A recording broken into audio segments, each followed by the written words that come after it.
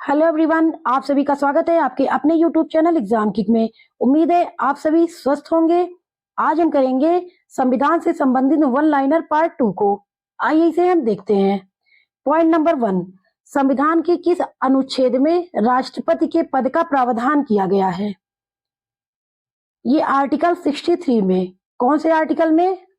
Article 63 में।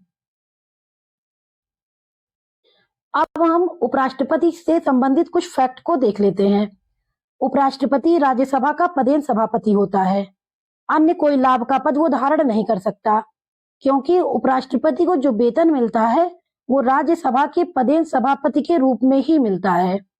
परंतु जिस किसी अवधि के दौरान उपराष्ट्रपति आर्टिकल 65 के अधीन राष्ट्रपति के पद के रूप में कार्य करता है या उसके कार्यों का निर्वहन करता है, उस अवधि के दौरान वह राज्यसभा के सभापति के कर्तव्यों का पालन नहीं करेगा। अब हम देखेंगे पॉइंट नंबर 2, वित्त विधेयक संसद के किस सदन में प्रस्तावित किया जा सकता है? वित्त विधेयक संसद के किस सदन में प्रस्तावित किया जा सकता है? इसका आंसर होगा केवल लोकसभा में। कहां? केवल लोकसभा में वित्त विधेयक प्रस्तावित किया जा सकता है। अब हम देखेंगे पॉइंट नंबर 3, संसद के दोनों सदनों की बैठक के लिए न्यूनतम कितने सदस्यों की उपस्थिति कोरम अनिवार्य है? संसद के दोनों सदनों की बैठक के लिए न्यूनतम कितने सदस्यों की उपस्थिति कोरम अनिवार्य है? ये सदन के सदस्य संख्या के 1/10 का। संसद का संयुक्त अधिवेशन बुलाने का प्रावधान कौन से आर्टिकल में है? यह है 108 में। आर्टिकल 108 108। इसमें क्या कहा गया है? संसद का संयुक्त अधिवेशन बुलाने का प्रावधान है। आर्टिकल 108 में संसद के संयुक्त अधिवेशन बुलाने का प्रावधान है। संसद की संयुक्त बैठक भारत के राष्ट्रपति के द्वारा बुलाई जाती है। किसके द्वारा बुलाई जाती है? राष्ट्रपति के द्वारा बुलाई जाती है। और आर्टिकल 108 में इसकी अध्यक्षता कौन करता है? इसकी अध्यक्षता लोकसभा अध्यक्ष करता है। कौन करता है अध्यक्षता? लोकसभा अध्यक्ष करता है। बुलाया जाता है राष्ट्रपति के द्वारा और अध्यक्षता लोकसभा अध्यक्ष करता है। उनकी अनुपस्थिति में लोकसभा उपाध्यक्ष करेगा। कौन करेगा? लोकसभा उपाध्यक्ष।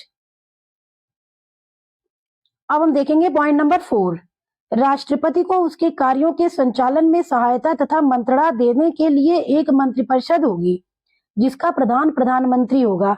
किस आर्टिकल में कहा गया है? ये आर्टिकल 74(1) में कहा गया है। कौन से आर्टिकल में? 74(1) में। अब हम नोट देख लेते हैं। भारत में प्रधानमंत्री का पद संविधान द्वारा गठित है। किसके द्वारा गठित है? प्रधानमंत्री का पद संविधान द्वारा गठित है तथा प्रधानमंत्री की जो नियुक्ति होती है वो राष्ट्रपति के द्वारा की जाती है। किसके द्वारा की जाती है? राष्ट्रपति के द्वारा। प्रधानमंत्री की नियुक्ति राष्ट्रपति द्वारा की जाती है। हालांकि प्रधानमंत्री को लोकसभा सदस्यों के बहुमत का विश्वास हासिल करना होता है, जो हर 5 साल में सीधे चुने जाते हैं।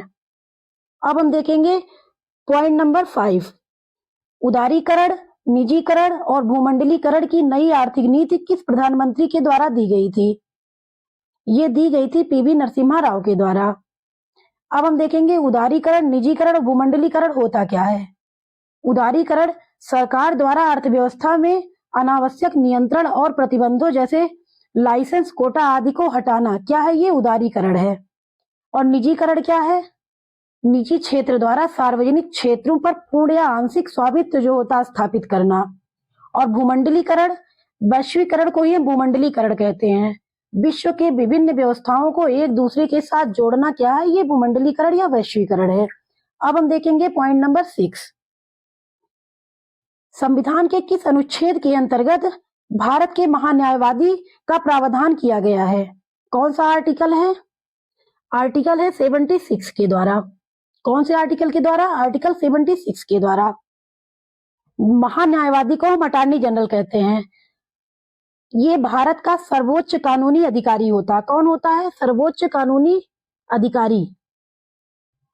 इसकी जो नियुक्ति होती है वो राष्ट्रपति के द्वारा किसके द्वारा की जाती है?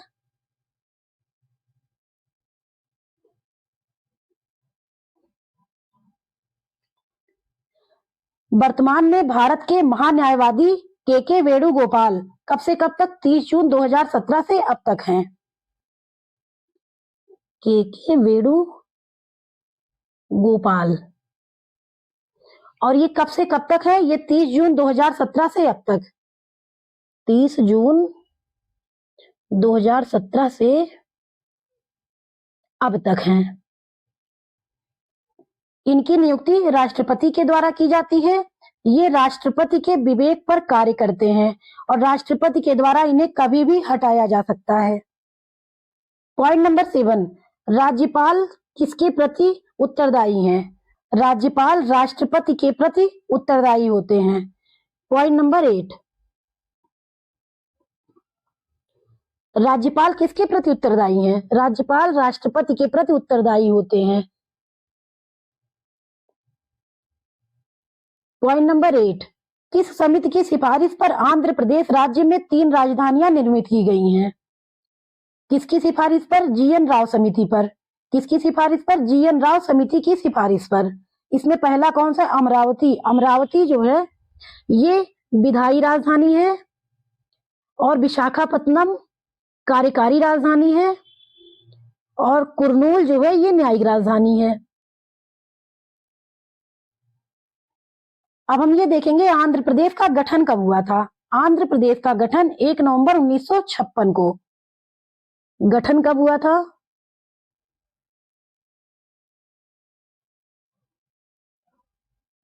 1 नवंबर 1956। कब हुआ था? 1 नवंबर 1956 को। अब हम देखेंगे पॉइंट नंबर 9, राज्य विधानसभाओं में आंग्ल भारतीय समुदाय के लिए प्रतिनिधित्व का प्रावधान भारत के किस संविधान संशोधन द्वारा समाप्त कर दिया गया है? यह 104वें संविधान संशोधन द्वारा, और कब से? 25 जनवरी 2020 से। 104वें संविधान संशोधन के अंतर्गत एसटी एससी के लिए आरक्षण की अवधि को 10 वर्ष के लिए बढ़ा दिया गया है। 104वें संविधान संशोधन द्वारा 25 जनवरी 2020 से 2 कार्य किए गए थे। पहला, राज्य विधानसभाओं में आंग्ल भारतीय समुदाय के लिए प्रतिनिधित्व का प्रावधान संविधान संशोधन के द्वारा समाप्त कर दिया गया, और सेकेंड हुआ था एससी एसटी के लिए इसी संविधान संशोधन में आरक्षण को 10 वर्ष के लिए बढ़ा दिया गया था। अब हम देखेंगे पॉइंट नंबर 10, सर्वोच्च न्यायालय द्वारा संविधान के आधारभूत ढांचे का सिद्धांत किस वाद में प्रतिपादित किया गया था? ये हुआ था केशवानंद भारती के वाद में, और कब हुआ था? 1973 में। कब? 1973 में। केशवानंद भारती वाद में कहा गया कि संसद के पास भारत के संविधान में संशोधन करने का अधिकार है, लेकिन संविधान की मूल संरचना में नहीं। अब हम देखेंगे पॉइंट नंबर 11, प्रत्येक राज्य में एक उच्च न्यायालय का प्रावधान किया गया है। कौन सा आर्टिकल है? ये आर्टिकल 214 के अंतर्गत। कौन से आर्टिकल के अंतर्गत? आर्टिकल 214 के अंतर्गत। सर्वोच्च न्यायालय या इसी को उच्चतम न्यायालय कहते हैं, इसका जो प्रावधान किया गया वो कौन से आर्टिकल में है? वो 124 में है। सर्वोच्च न्यायालय कौन से आर्टिकल में? ये आर्टिकल 124 में है। अब हम देखेंगे पॉइंट नंबर 12, बलवंत राय मेहता समिति ने स्थानीय स्वशासन में कितने स्तरीय पंचायत की व्यवस्था की सिफारिश की? बलवंत राय मेहता समिति ने त्रिस्तरीय, ग्राम स्तर, खंड स्तर और जिला स्तर पंचायत व्यवस्था की सिफारिश की। बलवंत राय मेहता समिति, इनकी नियुक्ति कब हुई थी? इनको नियुक्त किया गया था 16 जनवरी 1957 में। कब किया गया? 16 जनवरी 1957 में। और रिपोर्ट इन्होंने अपनी कब दी थी? रिपोर्ट इन्होंने सौंपी थी 24 नवंबर 1957 को। 24 नवंबर 1957 को। और इन्होंने अवधारणा कौन सी दी थी? अवधारणा दी थी लोकतांत्रिक विकेंद्रीकरण की अवधारणा। कौन सी अवधारणा थी? लोकतांत्रिक विकेंद्रीकरण की।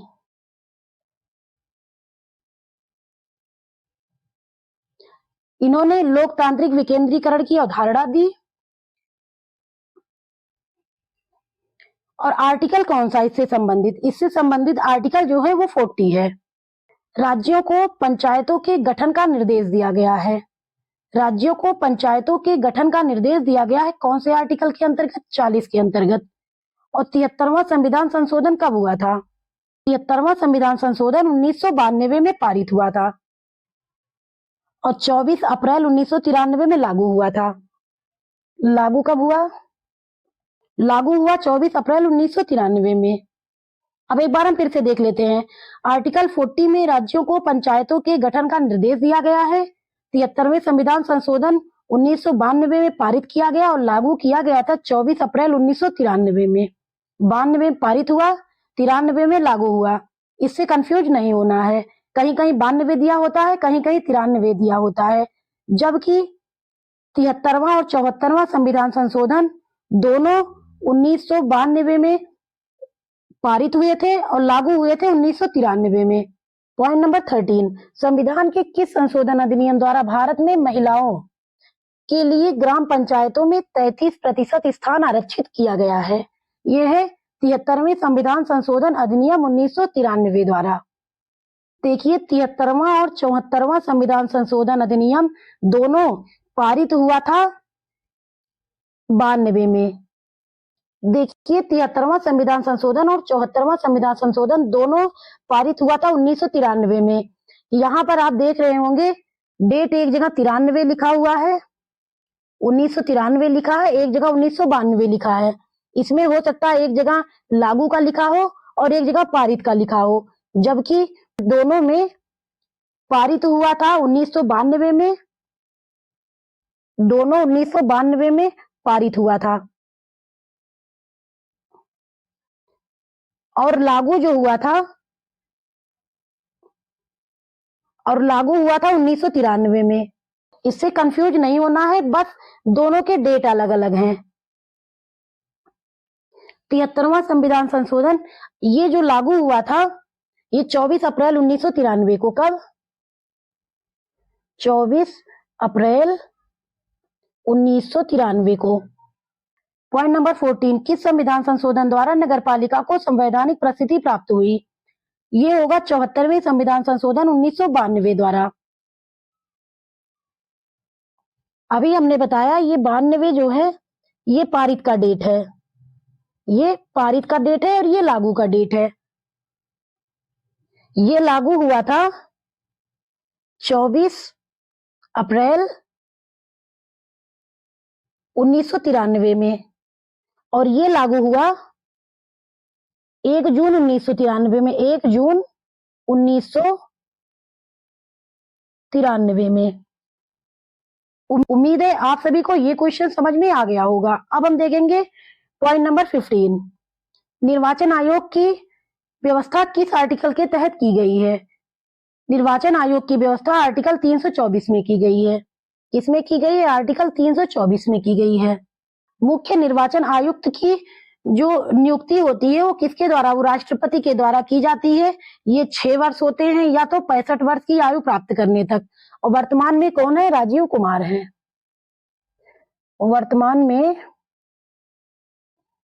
कौन है? ये राजीव कुमार हैं।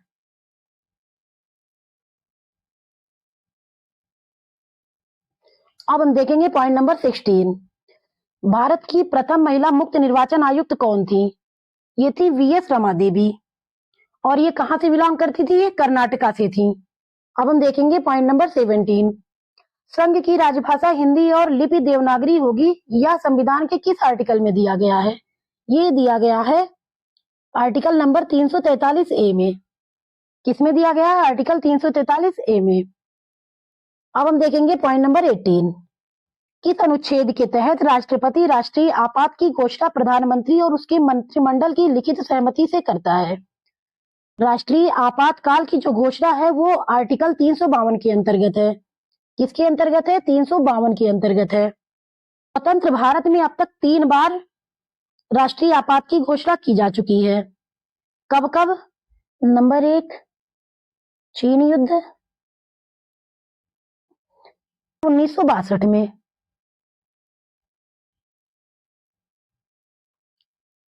और पाक युद्ध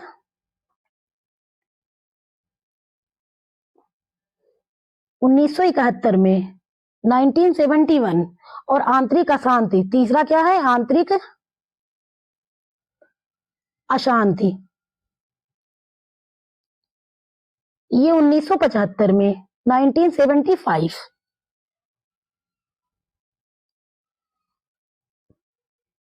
अब हम देखेंगे पॉइंट नंबर 19। राष्ट्रपति द्वारा राष्ट्रीय आपात की उद्घोषणा किन आधारों पर की जाती है?